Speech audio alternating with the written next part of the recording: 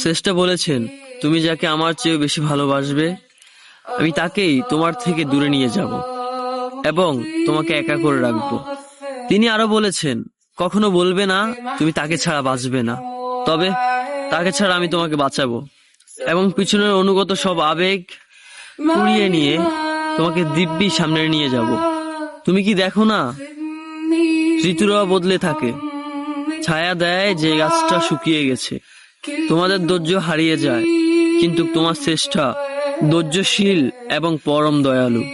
সেই ঝরে যাওয়া পাতার ঢাল থেকে আবারও সবুজ পাতা গজায়। তুমি দেখো না তোমার চেষ্টার নিদর্শন? যে মানুষটাকে তুমি নিজের অংশ ভাবতে, সেই মানুষটাও একদিন অচেনা হয়ে যায়, তোমার মন ভেঙে যায়। এমনকি তোমার বিশ্বস্ত বন্ধুরাও স্বার্থ পুড়িয়ে যাওয়ার পর বিশ্বাসঘাতকে পরিণত হয়। তুমি কি তা দেখো না? যে মানুষটাকে নিজের জীবনের চেয়েও বেশি ভালোবাসতে, সেই মানুষটাও প্রতারণা করে। তবে তুমি কেন চেষ্টার বিমুখ হয়ে মানুষকে ভরসা করো? অদ্ভুত এই পৃথিবীতে, যখন তুমি ভাবো এটা হবে না কখনোই, কিন্তু কিছুক্ষণ পর সেটাই হয়।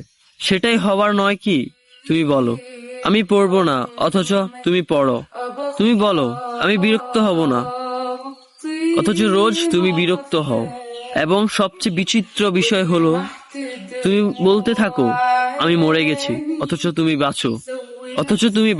তোমার চেষ্টা তোমাকে বাঁচায়, তোমার চেষ্টা তোমাকে বাঁচিয়ে রাখে। তো শুকরিয়া আদায় করো তোমার সেই সৃষ্টিকর্তা মহান রব্বুল আলামিন।